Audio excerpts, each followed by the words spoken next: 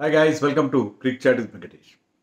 మన favourite opponent అనండి, dangerous opponent అనండి, ఆస్ట్రేలియాతో మన అపాయింట్మెంట్ ఫిక్స్ అయిపోయింది. రేపు మనం సెమీఫైనల్ ఆడబోతున్నాం ఆస్ట్రేలియాతో. సేమ్ దుబాయ్లో మధ్యాహ్నం 2:30కి మ్యాచ్ స్టార్ట్. మరి ఈ మ్యాచ్ గెలుస్తామా మనం? ఆస్ట్రేలియా మనకెప్పుడు కూడా ఒక భోగి టీం. ముఖ్యంగా నాకౌట్స్లో వాళ్ళు మన ఓడించిన సందర్భాలు చాలా ఉన్నాయి. కానీ నేను రికార్డ్ చెక్ చేశాను. ఐసీసీ ఈవెంట్స్లో అంటే వైట్ బాల్ క్రికెట్లో చూస్తే మొత్తం 6 సార్లు మనం నాకౌట్స్లో ఫేస్ చేసాం ఆస్ట్రేలియా. 6 సార్లు వాళ్ళు 3 సార్లు గెలిచారు, మనం 3 సార్లు గెలిచాం. So I think it's okay, 50-50 record. అలాగే మనం 2023 వరల్డ్ కప్ ఫైనల్ ఓడిపోయిన తర్వాత 4 సార్లు 8 సార్లు ఫేస్ చేస్తే వాళ్ళని 2 సార్లు వాళ్ళు గెలిచారు, 2 సార్లు మనం గెలిచాం. And last ICC event course మన T20 వరల్డ్ కప్లో సూపర్ 8లో మనం సూపర్గా గెలిచేసాం with Rohit Sharma playing an extraordinary innings. 92 ఎంతో చేశాడు, 224 స్ట్రైక్ రేట్తో. Rohit Sharma played one of his best T20 innings in that match. So ఆస్ట్రేలియాతో మన బ్యాటిల్స్ కొనసాగుతూనే ఉంటాయి, చాలా రంజుగా ఉంటాయి. కొన్నిసార్లు వాళ్ళు గెలుస్తారు, కొన్నిసార్లు మనం గెలుస్తాం. మరి ఈసారి మన పరిస్థితి ఏంటి? టఫ్ కదా, tough, very tough opponent. Australia వాళ్ళు ఎంత స్ట్రాంగ్గా ఉన్నారు, ఎంత వీక్గా ఉన్నారు పక్కన పెడితే always been a tough opponent అనేది చెప్పాలి. నేను మొన్న న్యూజిలాండ్ మ్యాచ్కి ప్రివ్యూ చేసినప్పుడు ఒక వ్యూయర్ కామెంట్ పెట్టాడు. He lives in Dubai. ఆయన ఏమన్నాడంటే, మీరు అంత కాన్ఫిడెంట్గా చెప్పారు, నాకు కూడా ధైర్యం వచ్చింది, ఇండియా గెలుస్తా అని చెప్పి నేను టికెట్ కొనుక్కుని మ్యాచ్ చూస్తున్నాను ఇప్పుడు మీ వీడియో చూసిన తర్వాత అని చెప్పి. సో అలాగే అండ్ ఆఫ్ కోర్స్ మనం గెలిచాం న్యూజిలాండ్ మీద. మరి నేను ఇప్పుడు కూడా అలా చెప్పాను, అంత కాన్ఫిడెంట్గా న్యూజిలాండ్ మీద కాన్ఫిడెంట్గా చెప్పాను that we're going to win. వేరే ఛానల్స్లో కూడా నన్ను అడిగితే 60-40 చెప్పాను. ఇప్పుడు కూడా నేను అదే 60-40 చెప్తున్నాను అగైన్స్ ఆస్ట్రేలియా. దీనికి కారణం వాళ్ళు చాలా హాఫ్ స్ట్రెంగ్త్తో ఉన్నారని కాదు. కమిన్స్ లేడు, స్టార్క్ లేడు, హ్యాజల్వుడ్ లేడు, స్టాయినస్ లేడు, వార్నర్ లేడు, ఇవన్నీ కాదు కారణం. అది వాళ్ళు లేకపోయినా సరే Australians are all highly competitive unit. వాళ్ళ బెంచ్ స్ట్రెంత్ కూడా బాగుంది. కాబట్టి అదొక్కటే కారణం కాదు, దానికి వేరే కారణాలు ఉన్నాయి. మెయిన్ థింగ్ ఏంటంటే, నాకు నచ్చిన విషయం ఏంటంటే, మొన్నటి మ్యాచ్ న్యూజిలాండ్ జరిగిన మ్యాచ్ ఒక సిగ్నిఫికెంట్ చేంజ్ మనం చూసాం. అదేంటంటే, ఈ న్యూజిలాండ్ మ్యాచ్లో కాదు, ఇటీవల కాలంలో మనం అనేక సందర్భాలు చూసింది ఏంటంటే, we're not overly dependent on our superstars. Virat Kohli, Rohit Sharma plus Shubman Gill కూడా ఈ ఫార్మాట్లో వాళ్ళు ముగ్గురు నిన్న ఫెయిల్ అయ్యారు అగేన్స్ట్ న్యూజిలాండ్ 30-3. కానీ ఆ స్టేజ్ నుంచి మన మిడిల్ ఆర్డర్లో శ్రేయస్ అయ్యర్ కావచ్చు, అక్షర్ పటేల్ కావచ్చు, హార్దిక్ పాండ్యా కావచ్చు, కేఎల్ రాహుల్ కావచ్చు, జడేజా కావచ్చు, మనం ఒక కాంపిటెంట్ స్కోర్ 249 బోర్డు మీద పెట్టగలిగాం. That is the difference between earlier Indian teams and this team. గతంలో షాహిన్ అఫ్రీదియో, మహమ్మద్ అమీరో లేకపోతే మిచెల్ స్టార్క్ ఎవరో ఒకళ్ళు టపా ఫస్ట్లో 2-3 వికెట్లు తీసి మన మెయిన్ బ్యాట్స్మెన్ కోహ్లీని, రోహిత్ని, శిఖర్ ధవన్, రాహుల్ వీళ్ళని అవుట్ చేశారో. అవుట్ చేస్తే తర్వాత కకావికలు అయిపోయేది. ఇప్పుడు రాజు చనిపోగానే సైన్యం అంతా అటు ఇటు పోయినట్టుగా పాత కాలంలో మనకి ఆ కాన్ఫిడెన్స్ వచ్చేది కదా. కానీ ఇప్పుడు మన మిడిల్ ఆర్డర్ చాలా సాలిడ్గా ఉంది. అది నెంబర్ 1 రీజన్. నెంబర్ 2 ఏంటంటే, we're much stronger spinning unit. మనకి ఆ స్పిన్నర్స్కి న్యూజిలాండ్తో ఉన్నలాంటి పిచ్చే ఉంటుంది, అలాంటి స్పిన్ అవుతుందని నేను ఎక్స్పెక్ట్ చేయట్లేదు. బట్ హ్యావింగ్ సెడ్ దట్, అక్కడ జనరల్గా స్లో పిచ్చెస్ మీద స్పిన్నర్స్ ఆర్ డూయింగ్ వెల్. స్పిన్నర్స్కి అగేన్స్ట్గా రన్స్ చేయడం కష్టంగా ఉంది. వికెట్లు వస్తాయా లేదా లాస్ట్ మ్యాచ్లో వచ్చినట్టుగా అని మనం చెప్పలేం, కానీ సిమిలర్ వికెట్ ఉంటుందని ఎవరు చెప్పలేరు. కానీ స్పిన్నర్స్కి అక్కడ హెల్ప్ ఖచ్చితంగా ఉంది. బ్రహ్మాండానికి హెల్ప్ లేదు, కానీ హెల్ప్ ఉంది. మన స్పిన్నింగ్, మనం 4 వేసి స్పిన్నర్స్తో, 4 కాకపోయినా 3 ఏమైనా మనం చాలా strong top class spin bowling attack వెళ్తాం. వాళ్ళ దగ్గర జాంపా ఒక్కడే ఉన్నాడు.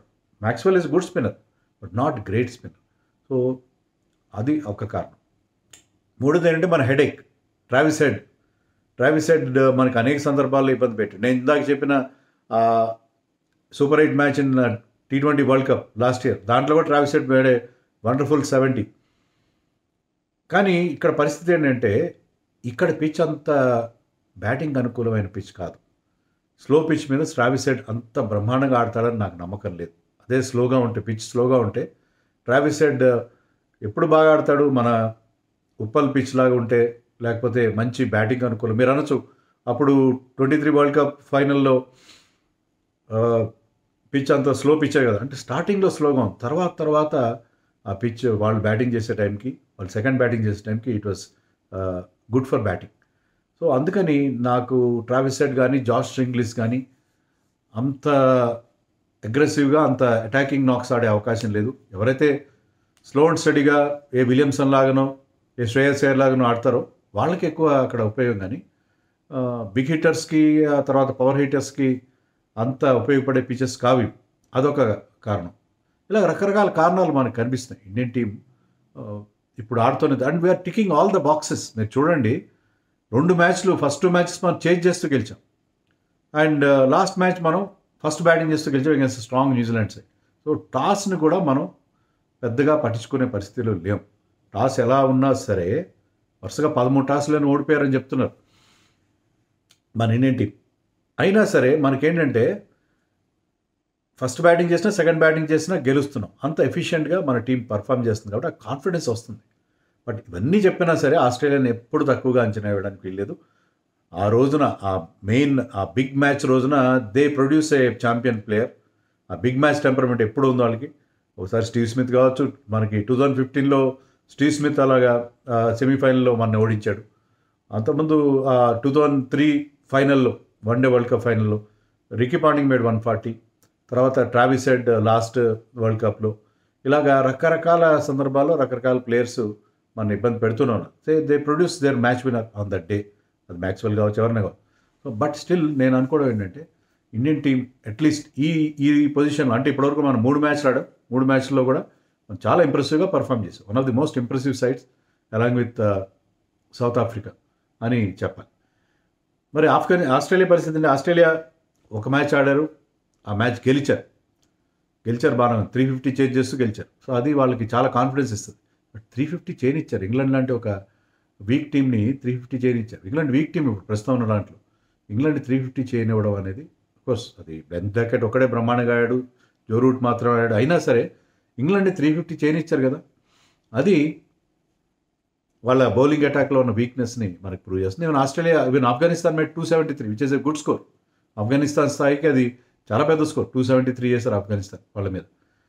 సో వాళ్ళు ఆడింది 1.5 మ్యాచ్ మాత్రమే. వాళ్ళకి సరైన మ్యాచ్ ప్రాక్టీస్, దేవర్ లిటిల్ అండర్ కుక్ అనేది కూడా మనం దృష్టిలో పెట్టుకోవాలి. వాళ్ళు ఒక మ్యాచ్ పూర్తిగా రద్దు అయిపోయింది, ఒక మ్యాచ్ సగమే జరిగింది. ఒక్కటి వాళ్ళకి మేలు జరిగింది ఏంటంటే ఆఫ్ఘనిస్తాన్తో మ్యాచ్లో of all the people Rashid Khan ఒక క్యాచ్ వదిలేయడంతో ట్రావిస్ హెడ్ ఒక 50 చేశాడు, మంచి ఫామ్లోకి వచ్చాడు. అదొక్కటే వాళ్ళకి కొంతవరకు ఊరటనిచ్చే అంశం. సో అది మినహాయిస్తే ఐ థింక్ ఆస్ట్రేలియా అంత స్ట్రాంగ్గా మనకి కనపడలేదు. బట్ వాళ్ళకి బ్యాటింగ్ ఉంది. ట్రావిస్ హెడ్ ఉన్నాడు, జాష్ ఇంగ్లీష్ మంచి ఫామ్లో ఉన్నాడు, and Alex Carey is a very good player in these conditions. మనం టెస్ట్ సిరీస్లో చూసాము, ఇప్పుడు మంచి ఫామ్లో ఉన్నాడు అతను. పర్టికులర్లీ ఇలాంటి పిచెస్ పైన అతను చాలా ఇంపార్టెంట్ ప్లేయర్. ఆఫ్ కోర్స్ వాళ్ళ captain Steve Smith and Marnus Labuschagne, వాళ్ళు అక్కడ కండిషన్స్, దుబాయ్ కండిషన్స్కి వాళ్ళ బ్యాటింగ్ పర్ఫెక్ట్గా సూట్ అవుతుంది. Steve Smith also is looking very good nick. So Labuschagne, Steve Smith and Alex Carey, వీళ్ళు ఎక్కువ డేంజరస్ నా దృష్టిలో ఇంగ్లీష్ అండ్ హెడ్ కంటే కూడా. ఇప్పుడు మ్యాక్స్వెల్ ఒక ఫినిషింగ్ రోల్ చేస్తున్నాడు. అతను కనుక ఒక ప్లాట్ఫామ్ ఇస్తే చివరిలో వచ్చి బిగ్ హిట్స్ కొట్టి ఆ ఫినిషింగ్ రోల్ చేయగలడు. సో వాళ్ళకి బ్యాటింగ్ అంతగా ఎఫెక్ట్ కాలేదు. బౌలింగ్ ఎఫెక్ట్ అయింది, బౌలింగ్ డెఫినెట్గా ఎఫెక్ట్ అయింది. But they still have 2 good left arm pacers in Spencer Johnson and Ben Dwarshuis. 2 మ్యాచ్ల్లో కూడా 2 మ్యాచ్లో 3 వికెట్లు తీశాడు. Zampa is always very good. And Nathan Ellis ఈ స్లోయర్ పిచెస్ మీద హీఈస్ ఎ బిగ్ ఫ్యాక్టర్. ఆ స్లోయర్ వన్స్ అద్భుతంగా, is a not a typical Australian bowler, not very tall, and uses the slower once back of the hand, front of the హ్యాండ్తో కూడా రకరకాల slower once వేస్తారు. ఆ slower once చాలా ఎఫెక్టివ్గా ఉంటాయి. సో అతను చాలా కీ బౌలర్. సో ఆ టీం కూడా స్ట్రాంగ్గా ఉంది. మరి టీంలో ఏమైనా మార్పులు ఉంటాయి? మన టీంలో ఏ మార్పులు ఉండవు. ఎందుకంటే ఎవరిని డ్రాప్ చేస్తారు? వరుణ్ చక్రవర్తి 5 వికెట్లు తీసిన వరుణ్ చక్రవర్తిని డ్రాప్ చేస్తారా? మనకి మిడిల్ ఓవర్స్లో వికెట్స్ ఇస్తున్న కుల్దీప్ యాదవ్ని డ్రాప్ చేస్తారా? వాళ్ళిద్దరు ఆడితే ఎంత బాగుంటుంది. కొత్త కుల్చా కాంబినేషన్, కుల్దీప్ చక్రవర్తి కాంబినేషన్. వాళ్ళిద్దరు మిడిల్ ఓవర్స్లో ఈవెన్ స్టీవ్ స్మిత్ కూడా చెప్పాడు, ఈరోజు ప్రెస్ మీట్లో అతను అడిగారు, వాళ్ళు స్పిన్ అటాక్ బాగుంది. అవును, ఏమైనా మిడిల్ ఓవర్స్లో మేము ఎలా ఆడతాం అన్న దాని మీదే the game will be decided by how we play in the middle overs. So middle ఓవర్స్లో స్పిన్నర్స్ని ఎదుర్కోవడం వాళ్ళకున్న బిగ్గెస్ట్ ఛాలెంజ్ అని అతను కూడా ఒప్పుకున్నాడు. సో అక్షర్ డ్రాప్ చేస్తారా? అక్షర్ బ్యాటింగ్ బౌలింగ్ కోసం and Jadeja bowled brilliantly in the last match. Jadeja drop చేస్తారు. నలుగురు మీ బెస్ట్ బౌలర్స్ని ఆడించండి.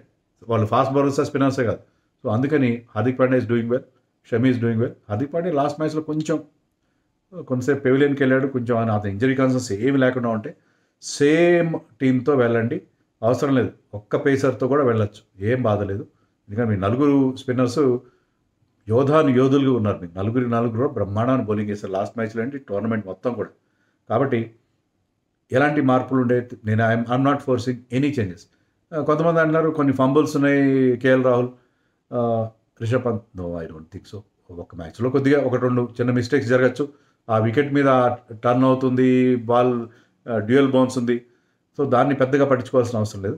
సో సేమ్ టీంతో మన ఇండియా వెళ్ళే అవకాశం. మరి ఆస్ట్రేలియాకి ఒక ఫోర్స్ చేంజ్ ఉంది. మ్యాట్ షాట్ ఇంజర్డ్ అయ్యాడు. అతను బౌలింగ్ కూడా బాగా చేశాడు. అది కూడా స్టీవ్ స్మిత్ చెప్పాడు. లాస్ట్ మ్యాచ్లో ఆఫ్ఘనిస్తాన్కి అగేన్స్ట్ చాలా మంచి బౌలింగ్ చేశాడు. 7 overs 21 runs అనే ఇచ్చాడు, చాలా ఎఫెక్టివ్. బట్ అతను మిస్ అవుతారు. అతను బ్యాట్స్మెన్గా కూడా మిస్ అవుతారు, బౌలర్గా మిస్ అవుతారు. అతని ప్లేస్లో వాళ్ళు మరి ఫ్రేజర్ మెక్గార్ట్ని ఆడిస్తారా? Jake Fraser? I don't think so.